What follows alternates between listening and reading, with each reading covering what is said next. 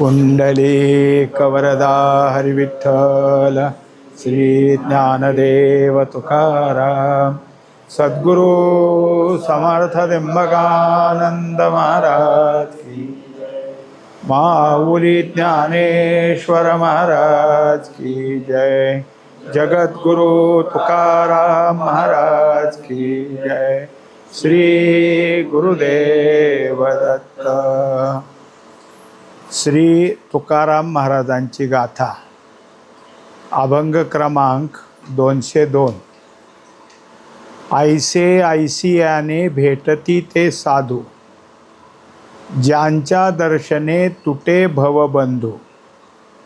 जे का सच्चिदानंदी नित्यानंदो, जे का मोक्ष सिद्धी तीर्थबंधू रे। भाव सर्व कारण मूळ बंधू, सदा समबुद्धी नास्तिक भेदू। भूतकृपा मोडी द्वेष कंदू, शत्रुमित्र पुत्र समकरी बंधू रे। मनबुद्धी काया वाचा शुद्ध करी, रूप सर्वत्र देखोनी नमस्कारी। लघुत्व सर्व भावे अंगीकारी, सांडी मोडी मी तुपण ऐसी थोरी रे। अर्थ काम चाड नाही चित्ता, माना मान मोह माया मिथ्या। वर्ते समाधानी जाणोनी नेणता, नाही साधू भेटी देती तया अवचिता रे। मनी द्रढी धर विश्वास, नाही सांडी मांडीचा सायास। साधू दर्शन नित्य काळ त्यास, तुका म्हणे जो विठला जाणवेस रे। हा 5 चरणाचा अभंग आहे, पण चौकडीचा अभंग आहे। एका चरणामध्ये 4 तुकडे आहेत। अभंगामध्ये साधूचा महिमा सांगितलेला आहे। असे साधू कोणाला भेटतील? साधूची भेट होण्याकरता कोणती पात्रता असली पाहिजे? या सगळ्या गोष्टी या संपूर्ण चरणामधून सांगितलेल्या आहेत। ऐसे ऐसियाने भेटती ते साधू। तुकोबाराय काय सांगतात की असे जे साधू आहेत ते कसे भेटतील? तर ऐसी ऐसियाने, तुम्ही जर असं असाल, अशी तुमची तयारी होत असेल तर। आता इथं हे सांगत असताना एक गोष्ट अशी की आता हा जो काही अभंग लिहिलेला आहे तुकोबारायानं, यापूर्वी नाथरायानं अभंग असाच लिहिला की ऐसे कैसियाने भेटती ते साधू, ज्यांचा अतर्क्य तर्क वेना बोधू। ज्याशी निजानंदी आनंदू, त्यांचा परमानंदी उद्बोधू। असे जे काही साधू आहेत ते कैसियाने भेटती, कसे भेटतील? की अनेक गोष्टी आम्हाला करता येतील, अवघड गोष्टसुद्धा आम्ही करू शकतो, पण साधू भेटीची जी काही आहे ती योग किंवा त्यांच्या भेटीसाठी असणारे आमचा पुण्यसंचय हा आमच्याजवळ असेल की नसेल, साधू आम्हाला भेटतील की नाही? त्या अभंगाचं उत्तर आता तुकोबारायानं आता दिलं। म्हणजे ऐसी ऐसियाने भेटती ते साधू। एरवी अवघड गोष्ट, अशक्य गोष्ट तुम्ही काय आहे करू शकाल। नाथराय त्यावेळेसच म्हणतात की पवना घालवेल पालान, पदी चढवेल गगन। भूत भविष्य कळो येईल वर्तमान, परी त्या साधूचे न कळे महिमान। अवघड गोष्ट आहे की वारा आकळू शकतो आपण, पायाने आकाशात चढू शकाल, किंवा तुम्हाला जे काही असेल ते मागचं किंवा भविष्य काळातलं सगळं कळेल, पण साधूचा महिमा तुम्हाला कळणार नाही। अनेक गोष्टी करू शकाल, कारण ह्या सगळ्या गोष्टी करण्याकरता अनेक प्रकारच्या सिद्धी आहेत, आणि ह्या सिद्धीची प्राप्ती झाली तर मनुष्य काय करतो? त्या सिद्धीच्या शक्तीवर आपलं काहीतरी दाखवून देतो। मग सिद्धीसाठी त्याला झटझोंब असतेच, उगीच नाही सिद्धी त्याला मिळत। मग ही सिद्धी सगळी प्राप्त केली तरी कशा करता केली? काहीतरी मी एक वेगळं करून दाखवतोय म्हणून। वाऱ्याला आकळणं, पवना घालवेल पालान, त्याला झाकून टाकाल, पालन याचा अर्थ जसं एखादं काय आहे तंबू लावावा आणि त्या तंबूमध्ये आपण थांबतो बसतो, तसा वारा तुम्ही कोंडून टाकाल, कदाचित ते हे होईलही. पण हे साधू प्राप्तीकरता केलं आहे काय तुम्ही? हे तुम्हाला काय आहे की काहीतरी विशिष्ट करून दाखवायचं आहे म्हणून केलं.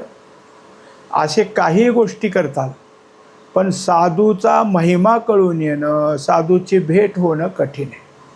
आता त्याच्याकरता या अभंगात मात्र काय केलं पाहिजे आपण, की ज्यांचं जे काही दर्शन आहे हे दर्शनसुद्धा सहज नाही. साधू दर्शन मिळणं अवघड आहे. कित्येक वेळेला काय असतं की साधू भेटतात, पण ते निघून गेल्यावर कोणीतरी सांगतं की आता इथं बसले होते, ते कुठे गेले हो साधू? मग म्हणतो हे साधू होते का?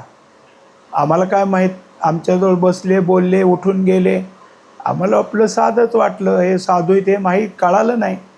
का कळालं नाही? तर आपला योग नव्हता, भेटीची आपल्या ठिकाणी तेवढी पात्रता नव्हती. आता तेच सांगायचं आहे की जे साधू असे की त्यांचं दर्शन झालं, ज्यांच्या दर्शने तुटे भवबंधू. हे सगळं जे काय आहे भवबंधन, म्हणजे पुन्हा पुन्हा जन्माला यायचं आणि मरायचं, यालाच भव म्हणायचं. भव म्हणजे सतत फिरायला लावणारा. हे बंध आहे आमच्याकडं, आणि हे बंधन कुणी करून घेतलं आहे? तर आम्हीच करून घेतलं आहे. कारण प्रत्येक कर्म करत असताना त्या कर्माचे जे जे काही संस्कार आहेत ते साठवत बसलो. मग त्या कर्मसंस्काराची फेड करायला पुन्हा जन्म घ्यावे लागले. असं सतत चालू राहिलं. कर्म करायचं, कर्माची भोगाची इच्छा ठेवायची, भोगासाठी पुन्हा जन्माला यायचं की परत कर्म करायचं. असं कुठपर्यंत कराल? जोपर्यंत तुम्हाला हे चक्र तुटत नाही तोपर्यंत. म्हणून ह्याला बंध म्हणायचं, भवबंधू. हा भवबंधू कोणाच्या दर्शनानं तुटतो? तर साधूच्या दर्शनानं तुटतो. साधूजवळ काय आहे? तर साधूचं दर्शन हे कसं आहे? तर नुसतं त्यांच्या चरणावर मस्तक ठेवलं म्हणजे दर्शन झालं असं नाही. ते दर्शनच आहे, पण त्यांनी तुम्हाला साधू कळाले नाहीत ना. दर्शन जसं जसं साधू कळत राहतील, साधूचा मोठेपणा कळेल, साधूचा महिमा कळेल, साधूच्या ठिकाणी असलेली ज्ञानाची कितीतरी काय आहे खोली आहे हे कळेल, आणि त्यांचं समजून देण्याचं जे काही युक्ती आहे तसं तसं साधू आपल्याला महान वाटू लागतात. एरवी नुसतंच नाही, काही वेळेला असं असतं की कुठंतरी साधू आहेत आणि कोणीतरी माणसं तिकडं चालल्यावर आपण विचारतो कोण, कुठं चालला? म्हणजे इथं साधूच्या दर्शनाला. चला. पण नुसतं दर्शन झालं, हे कोण आहेत काय आहे काही नाही. पण जसं जसं कळत चाललं तसं तसं याला काय आहे खरं दर्शन झालं. आणि असं दर्शन जेव्हा होतं तेव्हाच भवबंधू तुटतो. कारण त्या दर्शनामध्ये साधू आपल्याशी काय करत असतात? संवाद करतात, बोलतात. आणि साधूचं बोलणं सहज नाही, सहज बोलणे हित उपदेश. मग त्यांचं बोलणं सहज हे तुमच्या आमच्या दृष्टीने, त्यांना जे काही बोलायचं असतं ते सगळं जर काही असेल तर जीवाच्या उद्धारासाठीच बोलायचं. एरवी जीव जर समजून घ्यायला कठीण वाटत असेल तर मग सायास, जे काय असेल ते सायास करून शिकवतील. त्यांच्या ठिकाणी काय आहे की नुसतं समजून द्यायचं नाही, समजून देत देत देत या ठिकाणी साधू समजून असं देतात की असं नाही कळत तर असं कळल. मग कसं कळल त्याच्याकरता जे प्रयत्न केले त्याला म्हणायचं सायास. तेव्हा हे सगळं आहे. एरवी काय केलं, काही साधूकडे युक्ती असते. एकदा असंच अण्णांच्या प्रवचनात झालं. मग सायास म्हणून शिकवायचं कसं झालं, तर कुणी एक आहे त्यांनी काय केलं, फळाचं झाड किंवा फुलाचं झाड लावलं. आता त्याच्याकरता त्यांनी काय, त्याला आळं केलं, त्याला झाड लावलं, आणि मग हे सगळं झालं. त्याच्यानंतर त्याला काय आहे की कुंपण केलं, पाणी घालायला सुरुवात केली, हे सगळ्या गोष्टी करता आल्या. पण हे सगळं करत करत असताना काय केलं, तर हे सगळं केलं कुणी, तर ज्यांनी झाड लावलं त्याने. झाडाला वाढेपर्यंत जे जे काही काळजी घेतली ती कुणी घेतली, ज्यांनी झाड लावलं त्याने. झाडाने काय केलं, काय नाही, आपलं ते राहिलं स्थिर. तसं आपण काय केलं, आपण काहीच करत नाही, करतात ते सगळं साधूच करतात. फक्त आपल्या ठिकाणी ज्ञानाचं रोप लावलं जातं. इवलेसे रोप लावियेले द्वारे. हे अगदी काय रोप लावलं आणि त्या रोपाची वाढ करायची, त्याचं जतन करायचं किंवा त्याच्या ठिकाणी आणखीन फळापर्यंत फुलापर्यंत न्यायचं कोण खबरदारी घेत असेल तर साधूच घेतात. म्हणून साधू दर्शनाच्या बरोबरच भवबंध तुटण्याचा प्रयत्न करत असतात. म्हणजे तो जो जवळ आलाय तो नुसत्या दर्शनापुरता नाही. एरवी आपलं पाहिलंच आपण की नुसतं मस्तक टेकवलं तर तो खऱ्या अर्थानं शरण आलाय असं नाही. तो आज काय झालेला आहे, कोणीतरी सांगतात किंवा कोणीतरी करतात म्हणून दर्शन आहे. आणि जेव्हा साधू कळायला लागले तेव्हा खरं आहे आणि मग त्याचं शरण येणे. तो शरण आल्याशिवाय त्याला काय आहे सगळ्या गोष्टी नाही. आपण पाहतो की भगवद्गीतेत अर्जुनाचं आणि भगवंताचं कितीतरी दिवसाचं सख्यत्व आहे. हे युद्धापुरतं आहे असं नाही, ह्याच्या अगोदरपासून आहे. आणि इतकं सगळं झाल्यावर मी तुला शिष्य म्हणून शरण आलोय असं म्हणल्यावरच सांगायला सुरुवात केली. तोपर्यंत एक अक्षरही कुठं ज्ञानाचं बोलले नाहीत. काही देवपणा दाखवला, आपल्या देवपणाचा चमत्कार दाखवला, पण साधूपणा दाखवला नाही. साधूपणा दाखवला कधी, अर्जुनानं मी तुम्हाला शरण आलोय, शिष्यस्तेहम शाधिमाम पाम प्रपन्नम. मी तुम्हाला शिष्य म्हणून शरण आलोय. असं जेव्हा झालं तेव्हा आता तुला सगळं सांग. तेव्हा साधूच्या पुढं भवबंध तोडण्याकरता आपण शरण जावं लागतं. अशी शरणागती झाली तर कसं आहे, तर जे का सच्चिदानंदी नित्यानंदू, मुळात परमात्मा कसा आहे तर सच्चिदानंद रूप आहे.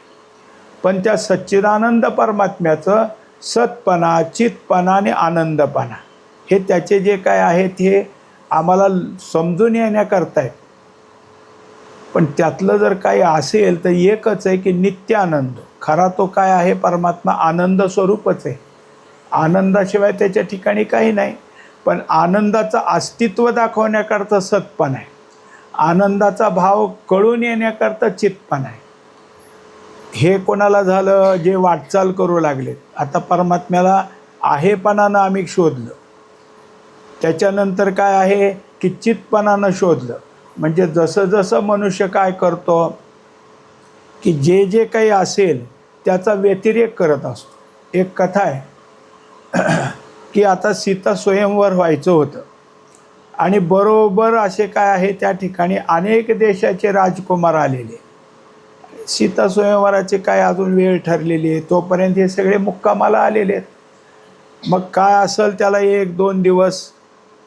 तेव्हा ते सगळे काय लागले, उगीच आपलं आता त्या राजधानीमध्ये चक्कर मारावी म्हणून फिरायला लागले. आणि इकडं इकडं असं जात असताना सीता आणि तिच्या सख्या वरच्या गच्चीवर उभा राहून पाहत होत्या खाली. तेव्हा त्यातले जे काही सखी होत्या ते तिला म्हणायचे, सीते हे बघ, हा राजकुमार, हा कसा दिसायला चांगला आहे, हा कसा चालतोय डौलदार. ते म्हणले ह्याला काय करायचं आहे, हे काय नाही, हे उगीच आपलं आता वरचं दाखवतोय असा काही नाही. तो दुसऱ्याला दाखवलं तर त्याचंही कुठंतरी वैगुण्यच काढायची, ह्याच्याजवळही काही नाही. पुढं कोणी आलं की हा तर असाच आहे, याचं सगळं माहीत आहे. म्हणजे हे सगळं समोर पाहत पाहत जेवढे होते त्या सगळ्यांचा व्यतिरेक केला. हे नाही, हे नाही, हे नाही म्हणून व्यतिरेक केला. आणि जेव्हा राम समोरून जायला लागले तेव्हा काहीच बोलली नाही, एकदम स्तब्ध झाली. ही स्तब्धता काय आहे तर व्यतिरेकानंतर सापडलेली खूण आहे. इथं सगळं बाजूला केल्यावर प्राप्त होत असतं त्याचं नाव आनंद. आता जसं परमात्मा स्वरूपाच्या अनुभवामध्ये आनंदापर्यंत जायचं आहे, हीच गोष्ट आपण रोजच करतो. ध्यान करणं म्हणजे फार अवघड सांगितलं आहे असं नाही, आपल्याला रोजचंही तेच आहे. आपण काय करतो, अंथरूण टाकून झोपेची सगळी तयारी करतो. मग काय करतो तर जागृतीचा व्यतिरेक करतो. आता जागृती घेऊन झोपी जाईल का कोणी? जागृती येऊ नये म्हणून डोळे झाकून घ्यायचे आणि कशाचाच विचार करायचा नाही, काहीही कल्पना पुढं काढायच्या नाहीत, जागृती बाजूला सारली. आणि मध्येच जर काय आहे झोपीत स्वप्न काही यायला लागलं तर स्वप्नालाही बाजूला सारायचं, म्हणजे ह्याला म्हणायचं व्यतिरेक. जागृती बाजूला काढली, स्वप्नही बाजूला निघालं, तरच खरी झोप लागली. आता तो झोपी गेला आणि त्या झोपीचं सुख त्याला मिळालं. हे दररोजचं आहे ना. तेव्हा ध्यानात दुसरं काय करायचं आहे? हेच करायचं आहे की जे जागृतीतलं बाहेरचं सगळं दृश्य आहे त्या दृश्याला बाजूला करायचं. आपल्या काय काय आठवण येते, आपल्या संसारात कोणत्या कोणत्या वस्तू आहेत त्याचा सगळ्याचा आठव बाजूला करणं म्हणजे दृश्याला बाजूला केलं. आणि स्वप्नावस्थेत काय असतं तर भास, मनोराज्य काय असतं भास. मग आता त्यालाही बाजूला काढलं. दृश्य भास सोडून या जाणं, दोन्ही बाजूला केलं. हा व्यतिरेक आहे. भास म्हणजे कल्पना, कल्पनेला बाजूला काढलं. त्याच्या अगोदरचे जे दृश्य होतं त्या दृश्याला बाजूला काढलं तरच तुम्ही तिथं जाल. असं प्राप्त होण्याचं ठिकाण कोणतं असेल तर तो आनंद आहे. आणि या साधूजवळ नित्य आनंद आहे. यांचा आनंद कधी ओसरत नाही, काही नाही, अखंड आहे. असा आनंद प्राप्त करून देतील. त्यांच्याजवळ गेला तर काय होईल तुम्हाला? असा आनंद प्राप्त करून देतील जे का मोक्ष सिद्धी तीर्थवंदू रे. शिवाय कसं आहे तर यांच्या हातातलं मोक्ष आहे. मोक्षाची सोडी बांधी करी, त्यांना काहीच नाही, सहज आहे. कोणालाही मोक्ष देता येतो. त्यांच्याजवळ काही नाही, अवघड काहीच नाही. फक्त एक आहे की मोक्ष दिल्यानंतर मोक्ष म्हणजे काय आणि हा मिळाल्यानंतर काय असतं हे समजून दिलं पाहिजे ना. एखाद्या लहान मुलाला 2-3 वर्षाचंच आहे, अजून फारसं काही कळत नाही आणि ते गोटी खेळायला मागायला लागलं. मग आईने त्याला सोन्याची गोटी दिली. आता ही गोटी सोन्याची आणि इकडे तिकडे टाकू नये हे कळेल का त्याला? तो काय खेळत खेळत फेकून देईल, दुसऱ्या मुलाला देईल. म्हणजे सोनं म्हणजे महाग आहे आणि ते म्हणजे फार सांभाळावं लागतं हे याला कुठं कळतंय? याला कळत नाही तर कळतं कोणाला? आईला कळतंय ना. आईने द्यायला नको होती त्याला गोटी. म्हणलं तर गोटीच द्यायला पाहिजे होती, काचेची काय अजून दुसरी असेल ती. हे जसं आहे की द्यायचं झालं तर समजतंय कोणाला, त्यांनी पाहावं की याला काय द्यावं, काय याला चालेल. तसं साधू पाहत असतात की याला काय द्यायचं आहे. याला नुसतं मोक्ष देऊन नाही चालायचं. याला काय करावं लागेल? मोक्ष सांभाळण्याची पात्रता द्यावं लागेल. माऊली सांगतात की मोक्षरेखे आला भाग्य विनटला, मोक्षरेखे आला भाग्य विनटला. या रस्त्याला जो येतो तो खरा भाग्यवान. आणि कधी झाला भाग्यवान? साधूचा अंकिला. साधूच्या अंकित झाल्याशिवाय या रस्त्याला येत नाही. जो साधूचा अंकित आहे तोच मोक्षाच्या रस्त्याला आला. त्याच्याच ठिकाणी काय आहे की हे जे काही प्राप्त होणार आहे हे कळू लागले. मग हे खरं भाग्य आहे. हे भाग्य कुठं प्राप्त होतं की यांच्याजवळ मोक्ष सिद्धी.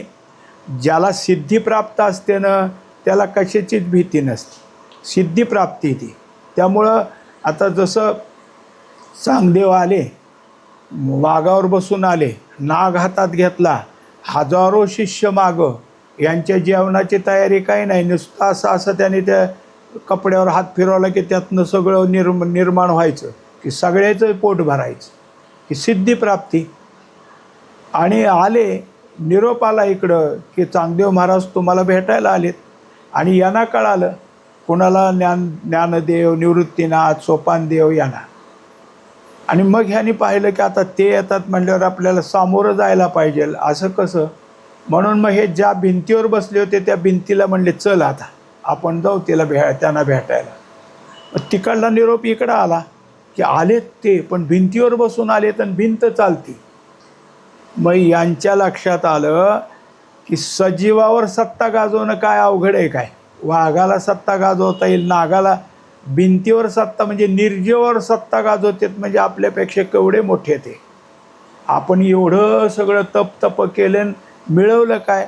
वाघ काय मीच एकटा काय? हे वाघ सर्कशीतले सगळे तेच आहेत की. मग माझ्यासारखं तप करून आलेत काय? त्यांना सहज जमते. मग लक्षात आलं की आपलं केवढं जे काय आहे ते तप आणि तपाचं सामर्थ्य म्हणजे काहीच नाही, यांच्या पुढं काहीच नाही. तेव्हा हे कसे आहेत? मोक्षसिद्धी आणि शिवाय तीर्थवंदू रे. जेवढी काही तीर्थ आहेत की ज्या ज्या तीर्थानं आत्तापर्यंत प्रत्येकाची पापं धुवून काढली, जे त्या तीर्थात गेले दर्शनाला त्यांना काय आहे, मुक्त करायचं. कशातून? पापातून. हे सगळं काय झालं? तीर्थाचंच आहे. ही सगळी तीर्थ यांना वंदन करायला येतात. तीर्थवंदू रे, ही तीर्थ यांच्याकडे येतात, यांना नमस्कार करतात. ते म्हणतात की सगळ्यांचं पाप धुणं आम्हाला जमतं, पण इतक्या पापाने आम्ही मलिन झालोय, हे तुम्हालाच धुवायला जमल, तुमच्याकडेच यावं लागेल. असे साधू आहे. आता या साधूकडे जायचं असेल तर सगळ्यात काय महत्त्वाचं आहे तर भाव सर्व कारण. सगळ्यात महत्त्वाची गोष्ट आहे भाव आहे. तुमचा भाव असला तर खरे. भाव ह्या शब्दाचा आणखी एक अर्थ असा की विश्वास. तुमचा विश्वास असेल तर मग सगळं पुढं होईल. विश्वास ठेवला पाहिजे. संताची पायी हा माझा विश्वास. विश्वास काय आहे? विश्वास हा भावच आहे. जिथं भाव आपला राहतो तेच आहे, तेव्हा ते मुख्य कारण आहे. मूळ बंधू रे, एकदा तो विश्वास तुमच्या ठिकाणी असला, तो भाव तुमच्या ठिकाणी असला की तुम्ही साधूच्या जवळ जाऊन साधूच्याच जवळचे राहाल. आता एकदा ह्यांचं बघतो, आता त्यांच्याकडे जाऊन बघतो, आता त्यांच्याकडे जाऊन बघतो, याचा विश्वासही नाही, हा त्या ठिकाणी थांबलाय नाही. मग शोधच घेत राहायला लागला. अनेक साधूचा शोध घेण्यापेक्षा ज्यांच्याजवळ गेले असता हेच आपलं मुख्य आहे, असा जिथं आपला भाव पक्का होतो ते मुख्य कारण आहे. सर्व कारण, भाव हे सर्व कारण आहे. आणि त्यानं काय झालं की जसं आपलं परमात्मे भेटीकरता मूळबंध गरजेचं आहे, तसं हा सुद्धा साधूच्या भेटीकरता मुळात भाव हाच मूळबंध आहे. आता त्याच्यातून तुम्ही जर काही असेल तर साधूच्या सानिध्यात थांबायला लागला की साधू तुमच्या पुढे एक एक एक एक गोष्ट दाखवतील, तुमच्या ठिकाणी ते अनुभव आणून देतील. पण त्यातलं सगळ्यात महत्त्वाचं काय दाखवलं? भाव. सदा समबुद्धी. शिवाय काय आहे की त्यांच्याजवळ राहिल्यानंतर समबुद्धी. पुष्कळदा असं असतं आणि तुकोबारायाने सांगितले की साधूजवळ जास्त वेळ बसू नका, तुम्हाला एखादा दोष अंगी येईल. कारण साधू शेवटी मनुष्यच आहेत, मग त्यांना काही ना काहीतरी असेल सवय. त्यांच्या ठिकाणी काय आहे की काही साधूला पान खायची सवय असते, काही साधूला दुसरं काही अजून असतं, काही साधूला मध्येच थांबा आता मला झोपायचं आहे. मग आता हे कशाला पाहिजे साधूला? हे का पान का खातात, तंबाखू का खातात, हे का? हा दोष आपल्याकडे. कारण आपण त्यांच्याजवळ जास्त वेळ बसलो तर त्यांचं कुठंतरी मनुष्यपण उघडं होईलच ना. आणि त्या मनुष्यपण हा कधी शुद्ध नाही, मनुष्याच्या ठिकाणी दोष असतातच. त्यातला एखादा दोष तुम्हाला पाहिला तर तुमचा विश्वास कमी होईल. या साधूजवळ बसून काय करायचं? यांना या अशीच सवय, यांना तशी सवय. म्हणून सदा समबुद्धी. त्यांची कुठलीही गोष्ट पाहिली तरी तुमच्या ठिकाणी काय आहे की समत्व राहिलं पाहिजे. बुद्धीला जे त्यांचं श्रेष्ठत्व कळलं त्यात जर तुम्हाला काही कनिष्ठत्व कळत असेल तरी हे कनिष्ठत्व हे काही नाही, हे श्रेष्ठपणातलंच आहे. कनिष्ठत्व दाखवतात ही त्यांची लीला आहे असं समजा. एखाद्या साधूंनी जर आपलं वैगुण्य दाखवायला सुरुवात केली, हे वैगुण्य हे यांच्यासाठी नाही. जसं त्या मैनावती म्हणजे नवनाथामध्ये किती जालिंदरनाथाला शरण गेली, ते लांबून आल्याबरोबर हिने दगड मारायला सुरुवात केली, जवळ येऊ देणार. तरी तशीच जवळ आली की चिखल फेकायला सुरुवात केली, तशीच जवळ आली तर शेण फेकायला सुरुवात केली. आता ही राजमाता आहे, हिला रस्त्याने चालायचं माहीत नाही, पालखीतून इकडं तिकडं जाणारी. पण जसं जसं जवळ येईल तसं तसं ते सतत तिला प्रतिकार करण्याकरता आणखीन काहीतरी वेडेपणाचे चाळे दाखवायला लागले. पण तशीच येऊन जेव्हा चरणावर पडली मग म्हणाले तुला आता तुझी परीक्षा झाली. म्हणजे साधू आपल्या काहीतरी युक्तीनं हा खरा का काय, याला पाहिजेल का उगीच आलाय असंही पाहता. मग त्यात महत्त्वाची गोष्ट आहे नास्तिक्य भेदू. म्हणजे तुमच्या ठिकाणी नास्तिकपणा. नास्तिकपणा म्हणजे काय? वास्तविक देवाला न मानणारा, याला आपण नास्तिक म्हणतो. तेवढाच अर्थ नाही. जे परमात्म स्वरूपाविषयी ज्ञान आहे त्या ज्ञानाविषयी शंका घेणं म्हणजे नास्तिकपणा आहे. एक तर परमात्म्याविषयी आमच्या ठिकाणी आवरण इतकं आहे की त्या ठिकाणी काय झालं, अभावनाय झाली असत्ताय झाली, म्हणजे ते आहे की नाही इतकं आमच्या ठिकाणी झालं. कशावरून देव आहे? असता तर कोणाला दिसला का? कोणी पाहिला का? हे सतत काय मुखात येतं. आता त्याच्याकरता काय की हे सगळं अस्तित्व सांगणं, समजून देणं कोणी केलं आहे? शास्त्राने केलं आहे. शास्त्र म्हणजे काय? ज्ञानच आहे. आणि ज्ञानाविषयी तुम्ही जर शंका घेत असाल तर नास्तिक आहे. मग नास्तिक आहे. नास्तिक भेदो. नास्तिक काय करतो? भेद निर्माण करतो. तो खरं खोटं, योग्य न योग्य नाही असा साधा करतो. म्हणून पहिल्यापासून आपल्या बुद्धीच्या ठिकाणी समभाव जर राहिला तर नास्तिकपणा येणार नाही. भूतकृपा मोडी द्वेष कंदू. आता त्याच्यावर आहे की साधूच्या ठिकाणी जो जात असतो त्याच्या अंतःकरणात कोणत्या प्रकारचे विकार नसावे लागतात. मग त्या विकारानं काय होईल?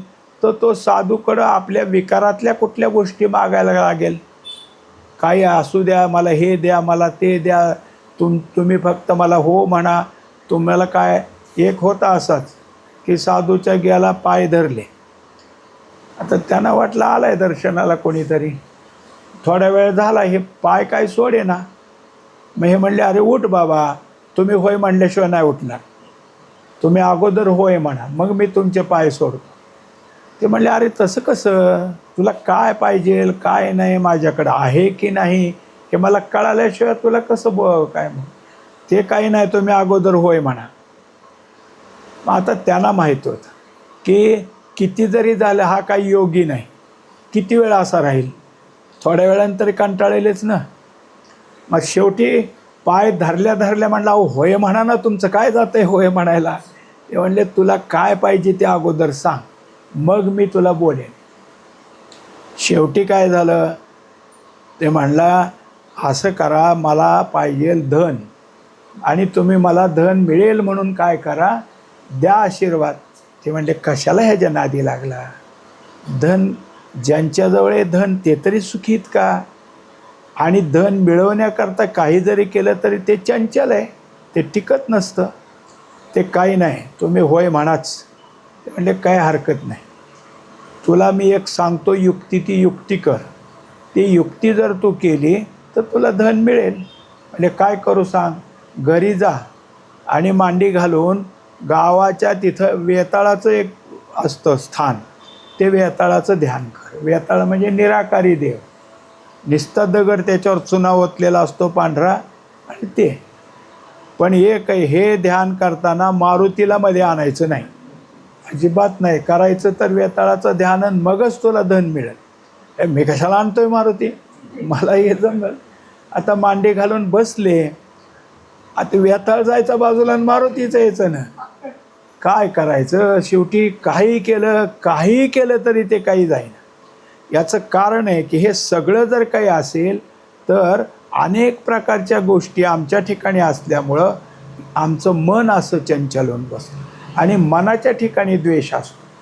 म्हणून हे सगळे द्वेषाचं ठिकाण असणारा द्वेषकंदू, म्हणजे द्वेषाचा मुख्य स्थान कोण असेल तर ते मन आहे. आणि त्या मनानं हे सगळे द्वेष काढून टाकायचे असेल तर सर्वत्र ईश्वर पाहावं लागेल. कोण्याही जीवाचा नघडो मत्सर, वर्म सर्वेश्वर पूजनांचे. सगळीकडं ईश्वर आहे असं झालं तर तुझ्या ठिकाणी काय होईल? तुझ्या ईश्वर भाव निर्माण होईल. हे झालं तर आता हे कोणासाठी चाललं आहे? अशा तऱ्हेची तुमची स्थिती असेल तर तुम्हाला साधू भेटतील. जे साधू सहज भेटत नाहीत.